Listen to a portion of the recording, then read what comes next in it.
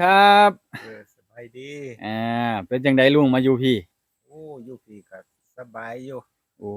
เฮ็ดชื่อไร่เฮ็ดนาเออคือบ้านคือเมืองนั่นล่ะเออชื่อมาอยู่พี่ก็ชื่อเสียงสิเรียงนามจังไดล่ะลุงเจ้าชื่อเฒ่าแอดเออเป็นคนทางใดเป็นคนทางฝั่งไทยอืคนทางฝั่งไทยมาเป็นเขยอยู่ในลาวอืเป็นมเขยมานี่50กว่าปีแล้วมาอยู่ลาวแต่50กว่าปีแล้วบ่นี่50กว่าปีแล้วป๊ามาดแต่ข้าวอายุยังน้อยๆอายุ6ปีอ๋อ6ปีแต่มาเข้าโรงเรียนอยู่ในลาวอืมจังว่าได้มาอยู่ในลาวนี่ตอืลอดอมยู่ในลาวนี่ก็แสนสบายไปมาอืมบ่ลุงไปไปมา ไปมาหาสู่กันบ่ไปตะกี้มาหาสู่แต่ข้าวแตะกี้อืไปมมาได้แต่ข้าววันรุ่นพศ75พุ่นโอ้โอ้จื้อความจำดีขนาดนั้นเนาะ75อืตะกี้อะนะลุงเออตะกี้เฮ็ดหยังตะกี้นะแตะกี้ก็อืมมาเฮ็ดไร่เฮ็ดนานี่ล่ะโอ้นาอยู่ในบ้านนี่ล่ะโอ้พ่อแม่พามาแต่ก่อนซื้อไร่ซื้อนาอยู่พี่เอาจังซี่ลุงแต่ก่อนน่ะไปง่ายมาง่ายแท้บ่ไปง่ายมาง่ายแตะกี้พ่อไปแม่เฮาพ่อพวกแม่ทั้งนั้นทั้งนี้ไปมายามกันง่ายโอ้แต่กี้หั้นใดแตะกี้น่ะอืไปหามฝ่ายหารี่ไปนอนเกาะคืน10คืนขึ้นเมื่อปากซองสวรรค์พุ่นก็จังลงมาหาลงมาพี่น้องทั้งไทยอืแต่กามตะกี้ โอ้แต่กี้ไปง่ายมาง่ายรุ่นน่ะบ่ลุงได้รุ่นนั้นรุ่นฝรั่งพวกรุ่นฝรั่งพู้นรุ่นฝรั่งอเมริกาค้องตอนเจ้ามาหั้นใดลุงเออโอ้ตอนนี้อายุเท่าใดแล้วเดี๋ยวนี้ก็60ปลายแล้ว63ล่ะได้กินเงินผู้เฒ่าแล้วตัวนี้ได้กินแล้วโอ้ได้กินจักปีแล้วเงินผู้เฒ่านี่กำลังได้ปีปลายนี่ล่ะปีปลายเนาะโอ้ยอยู่บ้านเฮาโอเคบ่ลุงโอ้ยโอเคม่วนดีได้ลูกได้เต้าจักคนแล้วซุมื้อนี้ได้ลูก2คนบางคนอยู่ไสแหละอาพากันอยู่ไสเบิดเลยผู้หนึ่งอยู่กรุงเทพผู้หนึ่งก็มาอยู่นำนี่ล่ะอืมเพิ่นถือสัญชาติไทยเบิดเนาะทางนั้นมีเนาะสัญชาติไทยเบิดโอ้ยดีใจเป็นน้ำพอเนาะเป็นน้ำพอพอเฮ็ดได้เฮ็ดให้เขานี่แหละไปมาสะดวกกันเลยลุงเอ้ยไปเนาะมาสะดวกอืมนี่แหละชีวิตการเป็นอยู่ก็อยู่กับพ่อแม่ชีวิตบ้านเฮานี่แหละเนาะการเป็นอยู่ก็เฮ็ดไร่เฮ็ดนานี่ล่ะเลี้ยงยึดงัวเลี้ยงควายคือเก่าหั่นแหละเลี้ยงเออไก่เลี้ยงกาคือบ้านเฮาเลยเนาะคือฝั่งคือบ้านไทยอยู่บ่ลุงอยู่บ้านเฮานี่คืออยู่ เออคือบ่คือกันประเพสินค้าเด้ณีคือกันสินค้าต่างๆเด้สินค้าต่างๆก็คือกันโอ้เวลาเออสินค้าทั้งเฮาหลายกว่าอืได้ไปมขายทั้งไทยพร้อมอืมกิโลแมงมันอึ่งกบเขียดนี่ของบ้านเฮาเนาะของบ้านเฮาอืมยังมีดีกว่าอาทางเขาเจ้าอยู่แต่อืมเขาอีกทีเขาเจ้าอึดอืทางมไทยอืบ้านมเฮาบ่อึดๆแต่เขียดอึ่งกบเขียดแต่กี้แฮ่งหลายเนาะลุงเนาะแต่กี้แต่กี้เนาะแฮ่งหลายคุมื้อนี้มันโอ้ จะเบิดแล้วแหละ50กว่าปีแล้วมาใช้ชีวิตอยู่ลาวเอเดี๋ยวมาแต่น้อยพุ่นเนาะลุงเนาะมาแต่อายุ6ปีอืมมาอยู่นาอืมณตอนนี้เนาะอยู่ยึดตอนติดเฮ็ดอิหยังตอนนี้เฮ็ดอาชีพหยังยึดติดหยังนี่โอ้ยเกษตรเผาถ่านไฟรี่นั่นแหละเฮ็ดเผาการถ่านกินเฮ็เออดนาเฮ็ดมัน เฮ็ดการเกษตรบ้านเฮาเฮ็ดการแหล้วเนาะเกษตรปลูกมันปลูกข้าวนี่แหละโอ้ที่ทางเราหลายเท่าใดพี่น้องเอ้ยแถวนี้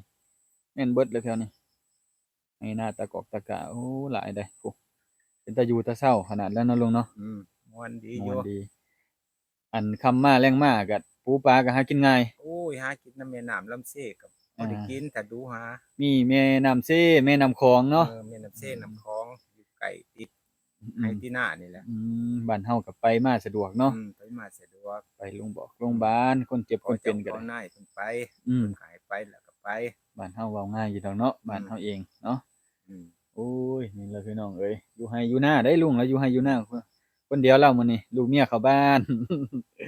นี่แหละชีวิตการเป็นอยู่เพิ่นมาเป็นเขยลาว50กว่าปีเนาะแล้วก็เพิ่นก็เที่ยวไปเที่ยวมานี่แหละเนาะ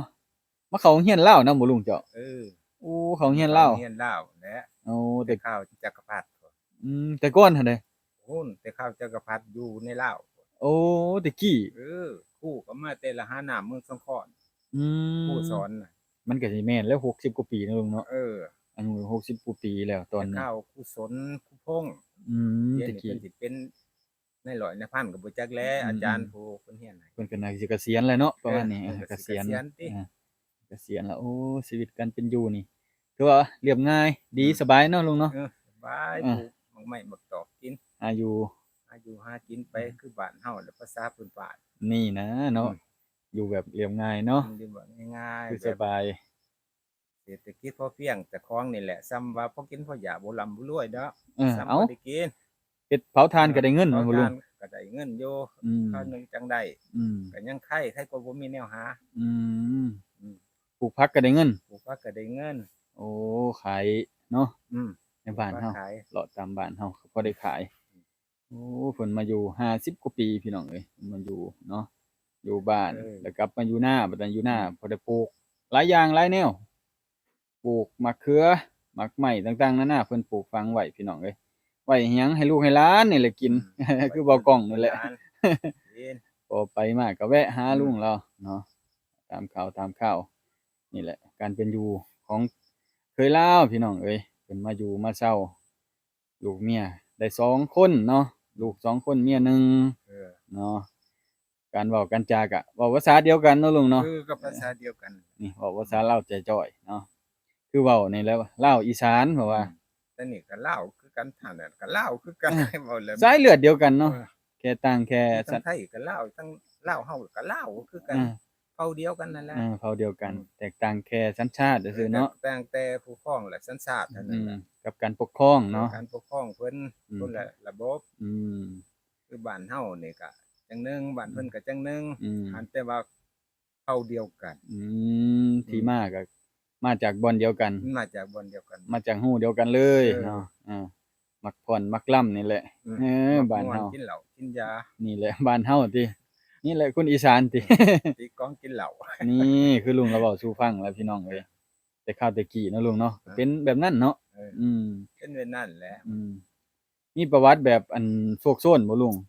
โอ้สู้ซ่นกันย้อนเวียกนี่ล่ะเพราะว่าสู้ซ่นก็เฮ็ดเวียกเฮ็ดงานนี่ล่ะ อืม ลำบากแหล้วเหงื่อไหลไข้ย่อยแหละ เพื่อสิได้ เพื่อสิได้ โอ้ หน้าคือกันแต่ข้าวกี่มีแต่ป่านเอาขุดต่อเบิดปี มีแต่ ให้ มีแต่ปลา ต่อ บ่ แห้ ลุ ง ง มีแต่ปลา ซุมื้อนี่คืออันหน้าทุ่งนี่นะคืออันนั้นล่ะบ่ทางเอาแม่นบ่นี่ นี่กระถางเอา ทางป้านเอาบ่ เออ โอ้จังสิได้มาเป็นไหนาเดี๋ยวนี้เนาะ เออ จังสิได้แปลนขนาดนี้เนาะพี่น้องเนาะโอ้ยเบิ่งเอา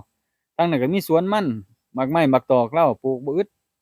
มักม่วงมักมี่มักพร้าวนั่นแหละพี่น้องเอ้ยนี่แนวกินแบบผักครัวเรือนก็มีเบิดเนาะข่าตะไคร้ หัวชิงไข่มักกล้วย อืมบ่ได้กุมกินเนาะลุงเนาะ พอได้กินในครอบครัวเจ้าของนี่แหละ อืม แต่เหลือแน่ก็ให้หมู่น้ำถ้ามันเหลือ อื ถ้าบ่ ม เหลือก็ซ้ำกลุ่มเจ้าของก็ยังไข่ โอ้ยเนาะนี่แหละเรื่องเราความคิดเราดีแล้วอยู่ได้ดนบัดตานี้อยู่แบบม่อยๆแม่หาอยู่หากินแบบบ้านเฮาเลย นี่แหละบ้านเฮาเนาะพี่น้องเนาะการชีวิตการเป็นอยู่ก็ได้ โอ้เตาเฮ็ดจักเตาเลยนี่ลุงมันหลายหน่วยเท่านี้ เฮ็ดสองเตา 2เตา อืม ขวดลุงได้เทื่อละจักสอบบัดตานี้ เทื่อละ10ปลายนี่ได้14 15นี่แหละ สอบจักบาทบัดตานี้ รอบละ100ปลาย110 นานเที่ยวละพันเที่ยวละพัน เออ ผู้สั่งก็สั่งหลายอยู่บ่เลย เอาจนบ่ทัน บ่ทัน เอานำบ่ทัน เนาะ ได้ก็หลาย บ้านเฮายังมีแนวเฮ็ดแนวหาเนาะนี่แนวนี้แหละ บ้า นี่ เฮานี่แหละซื้อกัน อืม ดังกินนี่แหละ อืม แนวดังนี่ อืม ไปก็บ่ได้ดังเพิ่นคือเก่ามีแต่ทาน อืม อืม บ้านเฮาเศรษฐกิจอีหยังนี่ลุงๆเลยนี่ลุง เศรษฐกิจแบบว่าพอเพียงได้ประเภทว่าเฮ็ดให้เฮ็ดหน้าได้ บ้านเฮาแม่นบ่ เออ เศรษฐกิจพอเพียงเนาะ ลี้ยวัวลี้ยกล้วยเฮ็ดให้เฮ็ดหน้า บ้านเฮาเนาะ อืม อืม เฮ็ดหน้ากินปลูกมันนี่แหละ เป็นอาชีพ แล้วก็ไข่แหน่บ้านเฮาติดกับไทยเนาะ มันติดกับชายแดนไท เอย อชายแดนไทยค้าขายกบเขียดแบบว่าบ้านเฮา กิโลแมงมัน เออ ขวมเมื่อขายไทย อืม สะดวกดี สะดวกดีใช้เงินบาทเด้เนาะบ้านเฮาเงินบาทเงินกีบเงินบาทเงินกีบ บ่ค่อยได้ใช้แล้วมันไกลชายแดนเขา ม ไป มัน ซื้อเขาบ่เอาติ มันแลกเปลี่ยนยากเนาะ เด็กเปลี่ยนยาก แม่น เขา อัน บ่ นี้ ได้แต่เงินบาทเขา อธิบายให้พี่น้องเพิ่นฟังนำ เขาก็ไปซื้อทั้งเฮาพุ่นละ ทั้ง สอง เฮา สวรรค์พุ่นละ ขึ้นทั้งเทิงเนาะ เงินเทิง คือเขาในเมืองทางบ้านเฮาก็ได้ แต่ทั้งนี้มีแต่เงินบาทเขานั่นแหละ แลกเปลี่ยนใช้ง่ายเนาะ เด็กเปลี่ยนสิง่าย การไปกันมา กันไปกันมา นี่แหละพี่น้องเอ้ยสินค้าน่าสนิทก็คือว่านั่นแหละคือตามลุงเราเว้าแหละคือบ่กล้องแนะนำให้พี่น้องได้รับรู้หั่นแหละเนาะลุงประวัติเราก็อยู่มา50กว่าปีเนาะพี่น้องเนาะตั้งแต่น้อยๆพู้นแหละลุงเราว่าก็มาเรียนอยู่พี่เนาะ 6ปีพุ่นละ ตั้งแต่อายุ6ปีโอ้ ได้มาอยู่พี่พ่อแม่ก็มา เอ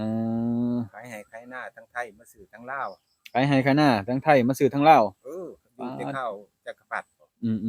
อเมริกาอยู่ เป็นจังได๋คือได้ย้ายมาใส่ลุงเอาเว้าสู่ฟังคือได้ย้ายมา พ่อแม่ก็อยากมาอยู่บัณฑิตกวางดินควางนี่แหละ โอ้แต่กี้เป็นดินจักจองบ่ หรือจั แต่ งใด กี้ก็บ่จองแล้วแต่พ่อแม่เพิ่นก็พามาซื้อ เอามาซื้อ ซื้อข้าวแตะกี้ซื้อถุงละ6,000 บาทว่าแพงที่สุด โอ้สำ6แสนซุมื้อนี้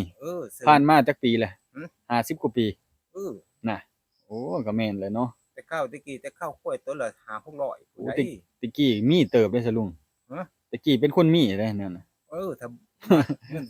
4-5-6,000 บาทแต่ข้าวกี้บ่แม่นง่ายเด้ เออก ล้วยตัว ๆ ละ600เว้ย ๆเออก ล้วยตัว ๆ ละ300 ๆเออๆๆ ข้าวแตะกี้ ๆอื เงิน ม 6,000บ่แม่นเหรียญเงินบาท อืมๆๆ ก่อนสิได้6,000ก็พ่อแม่เพิ่นขายเฮือนขายนายกวัด อืมๆๆๆ มาหอบทั้งปีเลยแต่ข้าว